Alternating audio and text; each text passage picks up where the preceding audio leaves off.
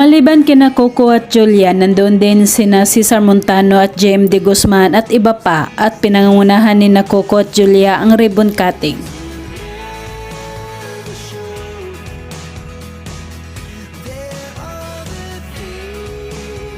Nababagay sa kanilang dalawa na maging ambasador ng Urban Smile dahil talaga naman napakaganda ng kanilang mga ngiti.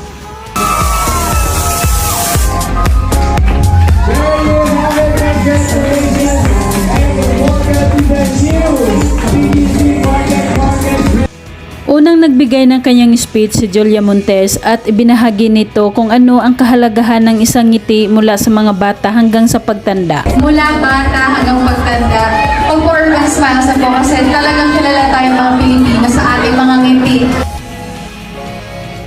Sumunod naman na nagpaabot ng pasasalamat si Coco Martin sa Urban Smile Dental